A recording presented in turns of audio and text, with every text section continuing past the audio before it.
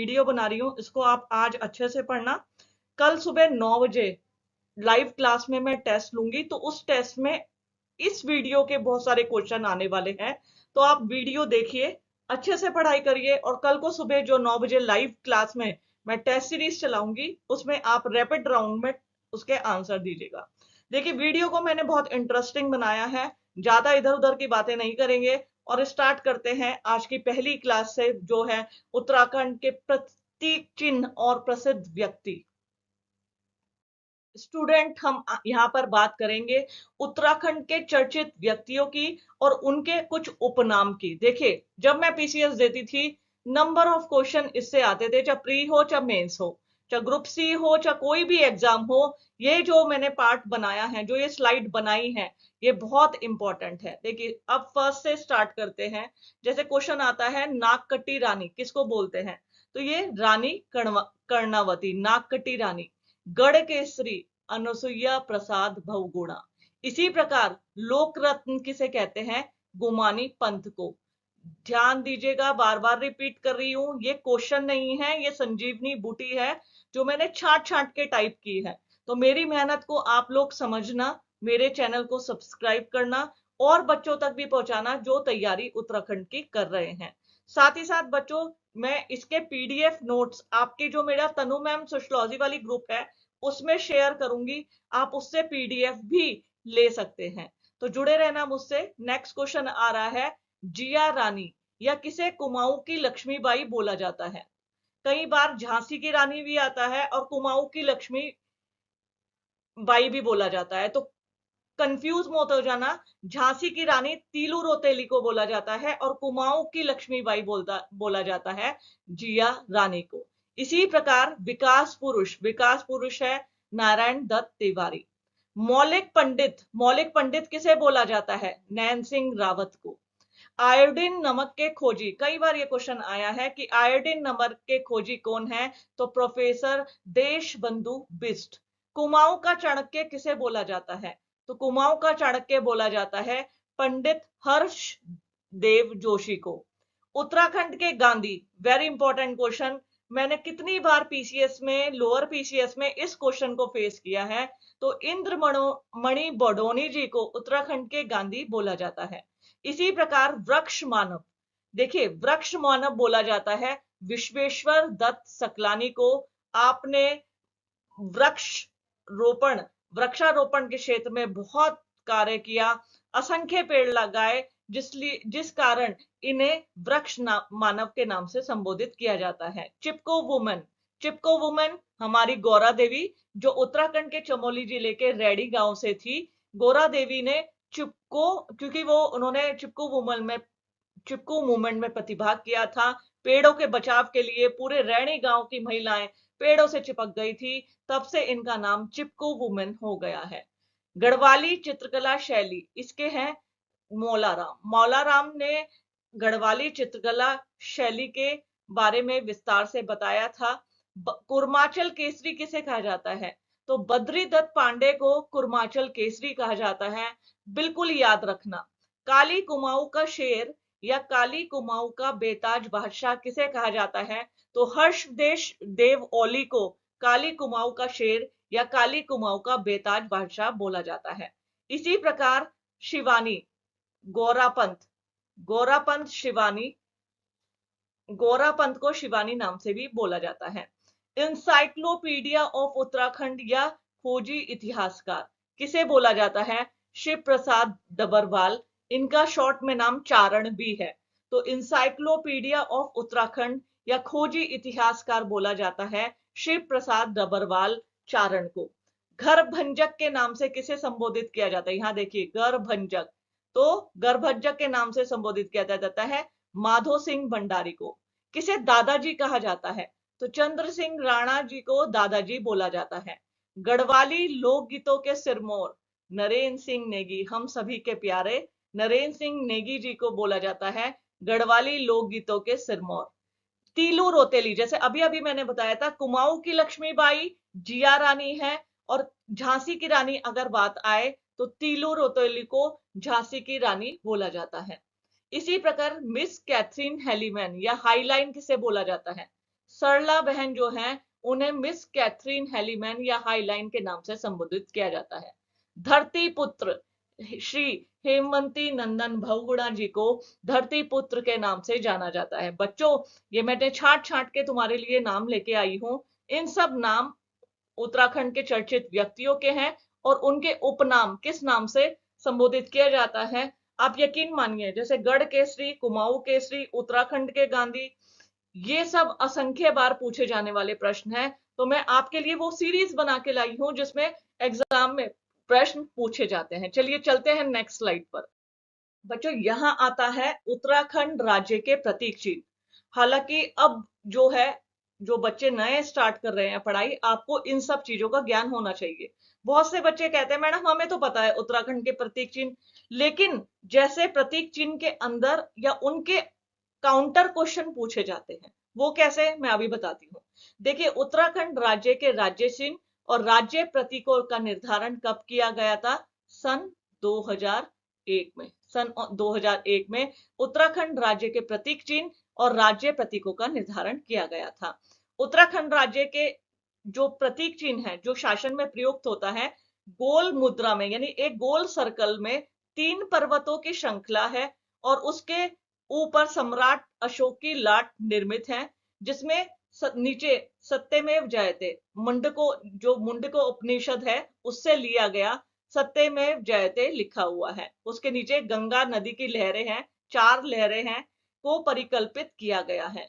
उत्तराखंड के सभी शासकीय कार्यों में, जितने भी राजकीय चिन्ह के रूप में इसका प्रयोग होता है। उत्तराखंड राज्य का पशु है कस्तूरी मृग। कस्तूरी मृग जो है बहुत फेमस है। ये कस्तूरी मृग ऊपरी हिमालय क्षेत्रों में पाए जाने वाला एक दुर्लभ प्रजाति का प्राणी है। इसका जो साइंटिफिक नेम है वो है मास्कस क्राइसोगास्टर। मॉस्कस क्राइसोगास्टर, ध्यान दीजिएगा।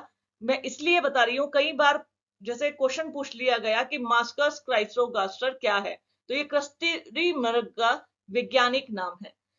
कस्तूरी मृग को हिमालयन मस्क डियर के नाम से भी जाना जाता है। उत्तराखंड के 2000 से 5000 फीट तक की ऊंचाई तक कस्तूरी मृग पाए जाते हैं। कस्तूरी मृग की देखिए यहाँ मुख्य रूप से 4 प्रजातियां हैं। कस्तूरी मृग का रंग भूरा और उसके ऊपर पीले धब्बे होते हैं। इसके सींग नहीं होते हैं, इसके 2 लंबे दांत होते हैं। आगे चलते हैं। इसकी ऊंचाई जो होती है, देखिए मैंने यहाँ मेंशन किया हुआ है, 20 इंच होती है। इसकी औसत आयु 20 वर्ष, यानी ये 20 वर्ष तक जिंदा रह सकता है। कस्तूरी मृग जो होते हैं बहुत ही शातिर होते हैं। देखिए उनके सुनने की और सूंघने की, मैंने लिखा ना, घ्राण और श्रवण शक्ति बहुत तीव्र होती है। वो किसी भी जो विपत्ति आती है तुरंत उसे आभास कर लेते हैं और तुरंत फुर्र हो जाते हैं। बहुत फुर्तीले होते हैं। और सबसे ज्यादा इंपॉर्टेंट होता है, कस्तूरी मृग की नाभि में एक कस्तूरी नाम का एक पदार्थ, एक ग्रंथि, उनकी ग्रंथि से स्रावित होता है, जो कि दवाइयों में, बहुत सारे मेडिकल पर्सपेक्टिव से औषधियों में प्रयोग होता है। देखिए कस्तूरी, और खास तौर पे कस्तूरी नर मृग के उदर से, नर मतलब मेल, नर मृग के उदर से निचले भाग से स्रावित होती है, जो कि मिर्गी में, देखिए मैंने मिर्गी में, दमा में, निमोनिया, टाइफाइड और बहुत सारे हृदय के रोगों में इसका औषधि के रूप में प्रयोग किया जाता है। आपको पता है, देखिए उत्तराखंड के प्रतीक चिन्हों की बात करें तो उत्तराखंड का राजकीय पशु कस्तूरी मृग, राजकीय पक्षी मोनाल, राजकीय वृक्ष बुरांस, राजकीय पुष्प ब्रह्मकमल, ये कॉमन सी बात है। लेकिन अब क्वेश्चन पूछे जाते हैं इनके अंदर से, तो ध्यान देना, इन सब क्वेश्चन को हल्के में मत लेना। उत्तराखंड में कस्तूरी मृग केवल चमोली, उत्तरकाशी और पिथौरागढ़ जिले में ही सीमित संख्या में पाए जाते हैं, ध्यान रखिएगा। उत्तर प्रदेश द्वारा सन 1972 में कस्तूरी मृग विहार की स्थापना की गई थी। सबसे पहले मैं आपको यहां बता दूं कि सन 2009 नवंबर 2000 से पहले उत्तराखंड राज्य जो था उत्तर प्रदेश का ही एक हिस्सा था। उत्तर प्रदेश में कस्तूरी मृग को बचाने के लिए प्रयास किए गए, तो सबसे पहला कल उत्तर प्रदेश सरकार द्वारा सन 1972 में कस्तूरी मृग विहार की स्थापना की गई थी। तो कंफ्यूज मत होना कि अगर ये पूछा गया कि सबसे पहले कस्तूरी मृग विहार की स्थापना कहां हुई थी, तो आप जैसे ऑप्शन में उत्तराखंड, उत्तर प्रदेश, हिमाचल प्रदेश या कोई नेपाल ऐसे आ जाए तो ध्यान रखना उत्तर प्रदेश, बच्चे इसमें कंफ्यूज हो जाते हैं।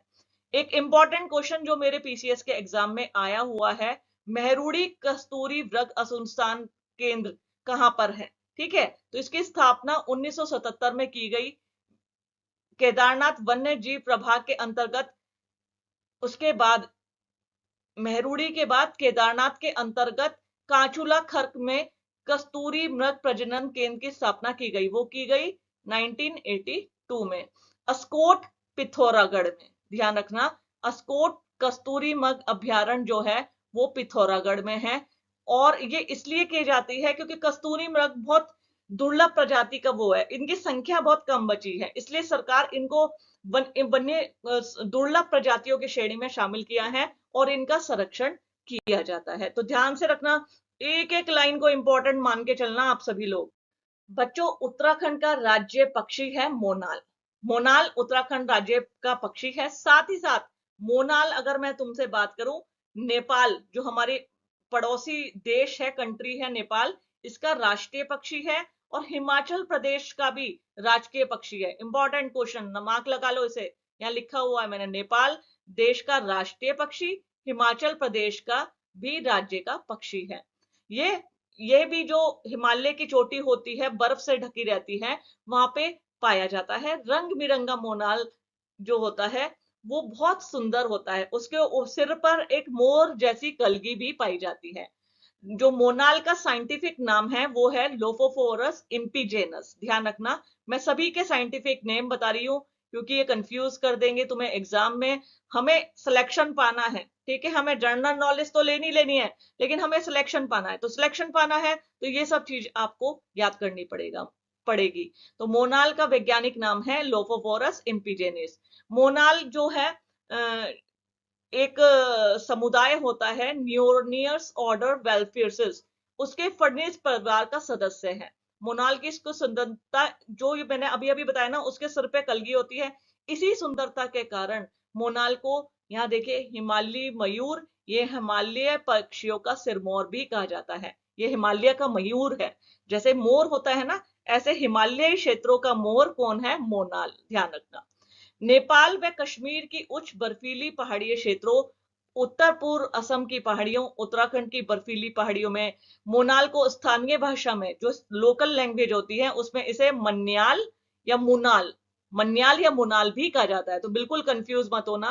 मोनाल की मुख्य रूप से 4 प्रजातियां पाई जाती है, इपेलस, स्केलेट्री, लोफोफोरेंस और ल्यूरी। ध्यान रखना, मोनाल की 4 प्रजातियां पाई जाती हैं, यहां मैंने दे रखा है, देखिए, इपेलस, स्केलेट्री, लियोफोरेंस तथा ल्यूरी। मोनाल का भोजन, देखिए भोजन एक बार क्वेश्चन आया था ये मेरे एग्जाम में, मोनाल के भोजन के बारे में। तो ध्यान रखना, मोनाल जो है फल फूलों के बीज, कंदमूल, वृक्षों के तने, कीड़े मकोड़े और सबसे ज्यादा ये आलू की फसल को नुकसान पहुंचाता है। तो ध्यान रखना, मोनाल का प्रिय आहार है आलू, और यह कीड़े मकोड़े भी खाता है, कंदमूल भी खाता है, फल फूलों के बीजों को खाता है, लेकिन सबसे प्रिय आहार है मोनाल का आलू। ध्यान रखना, क्योंकि ये आलू की फसल को सबसे ज्यादा नुकसान पहुंचाता है।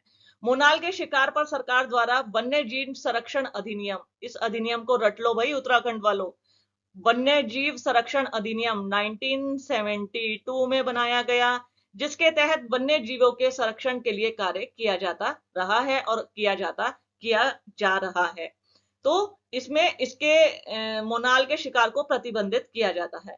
तो मोनाल समूचे हिमालय से 2300 से 500 मीटर की ऊंचाई के घने जंगलों में पाया जाता है। जल्दी जल्दी नोट। तो बच्चों, अब आता है उत्तराखंड का राज्य का पुष्प। राज्य का पुष्प है, यहां देखिए, भ्रम कमल। कमल लोटस तो सभी जानते हैं, भ्रम कमल, भ्रम। अब तो ध्यान रख लेना, देवताओं के बारे में, जो देवता गीता रामायण उनमें इसका उल्लेख है। महाभारत के वन पर्व में इसे सौगंधिक पुष्प भी कहा गया था। तो उत्तराखंड का राज्य पुष्प है भ्रम कमल।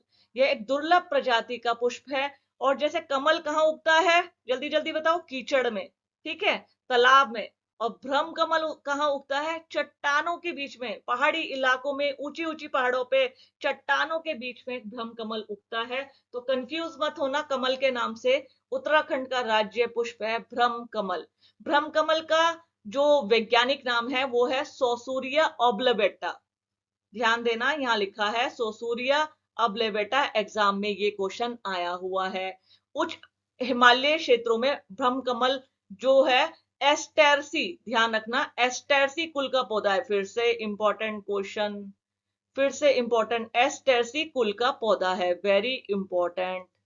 उत्तराखंड में भ्रम कमल की 24 प्रजातियां पाई जाती है और पूरे विश्व में 410 प्रजातियां भ्रम कमल की पाई जाती है। इंपॉर्टेंट क्वेश्चन फिर से, उत्तराखंड में भ्रम कमल की 24, ध्यान देना 24, और पूरे विश्व में 410 प्रजातियां पाई जाती हैं। जो भ्रम कमल की प्रमुख प्रजातियां हैं, मैंने हालांकि यहां नाम दे रखा है, आप करना चाहो तो कर लेना। सोसूरिया ग्रामनीफोलिया, सोसूरिया लेपा, सोसूरिया सेमेंसिया, सोसूरिया ग्रासोफेफेरा, ये भ्रम कमल की प्रमुख प्रजातियां हैं। भ्रम कमल एक 12 मासी पौधा है, मतलब 12 महीने इसमें फूल आते हैं।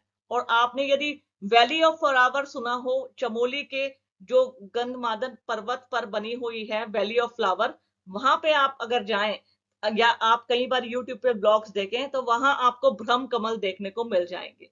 भ्रम कमल जो है एक हल्के पीले रंग की पत्तियों का पौधा, वो फूल है, इसके चारों ओर बैंगनी फूलों के गुच्छे को घेरी रहती है। इसमें एक ट्रांसपेरेंसी सी रहती है और अलग अजब गजब सी सुगंध इसमें रहती है। इसकी जो पत्तियां होती है, पुष्प गुच्छ की लंबाई 1 से 3 सेंटीमीटर तो होती है और पुष्प और कुछ पारदर्शी ब्लेंडर के समान पत्तियों की रचना होती है। भ्रम कमल की जड़ों में औषधीय गुण होते हैं। जैसे कि मैंने बताया था, भ्रम कमल जो है वो झीलों में नहीं उगता, ये कड़ी चट्टानों में, दुर्गम क्षेत्रों में उगता है। और जुलाई से सितंबर, फिर से वेरी वेरी इंपॉर्टेंट, ध्यान रखना, जुलाई से सितंबर के मध्य ज्यादा खिलता है। वैसे तो 12 मासी पौधा है, लेकिन जो इसमें फूल लगते हैं जुलाई से सितंबर के बीच में लगते हैं।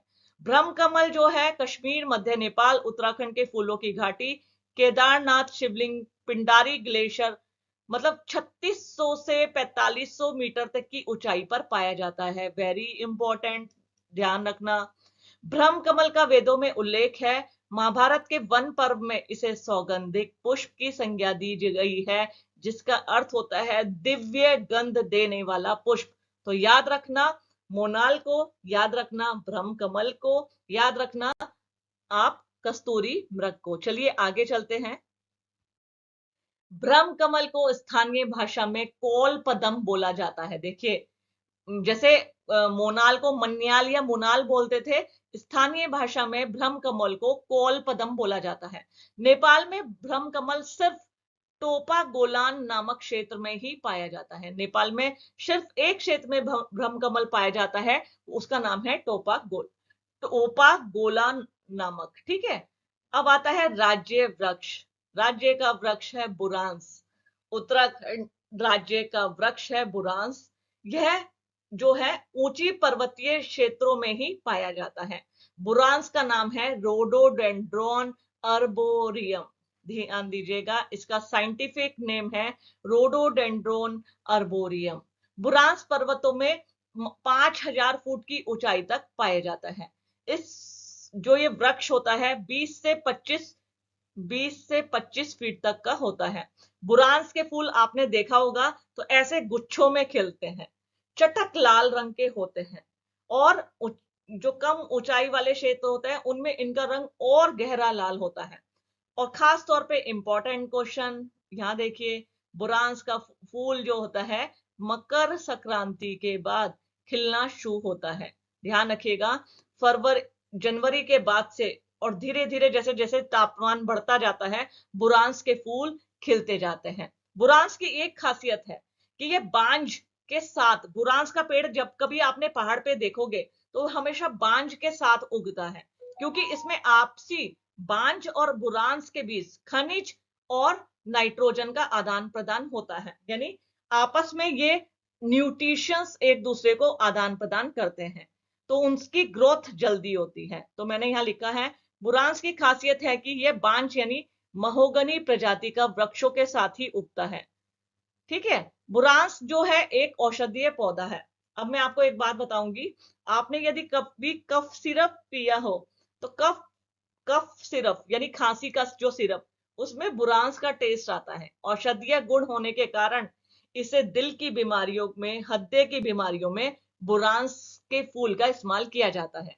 जब आप पहाड़ों पे केदारनाथ, बद्रीनाथ या कहीं यात्रा करने जाते हैं तो आपको बुरांस का शरबत सड़कों के किनारे, मैं टिहरी में हूं, जब मैं जाती हूं तो आगरा खाल और वहां से पहाड़ी दालें और बुरांस का जूस आपको सड़कों के किनारे मिल जाएगा। तो जब कभी जो मेरे आउटर अदर स्टेट के स्टूडेंट ये वीडियो देख रहे हैं, जब कभी आप उत्तराखंड आए तो बुरांस का शरबत जरूर लेके जाना। वन अधिनियम 1974 में इसे संरक्षित वृक्ष घोषित किया गया है। तो बच्चों, ये जो मैंने पूरी सीरीज बताने जा रही हूं, बहुत कॉम्पैक्ट सी सीरीज है। आज मैंने तुम्हें उत्तराखंड राज्य के प्रतीक चिन्ह बताए हैं, उत्तराखंड राज्य के कुछ प्रसिद्ध व्यक्ति, उनके चर्चित नाम बताए हैं। इनको आप ध्यान से पढ़ना। इस पीडीएफ को मैं अपने तनु मैम सोशियोलॉजी वाले में आपसे शेयर करूंगी। दूसरा, कल सुबह 9 बजे, प्रातः 9 बजे लाइव क्लास के माध्यम से मैं टेस्ट सीरीज चलाऊंगी, तो आप सभी लोग उस टेस्ट सीरीज में जरूर जुड़ना। हैव अ नाइस डे बच्चों। मेरे चैनल को दूसरे बच्चों तक पहुंचा देना और सब्सक्राइब और कमेंट जरूर करना, क्योंकि बहुत मेहनत से मैं ये सीरीज बना रही हूँ। ओके बच्चों, have a nice day, bye.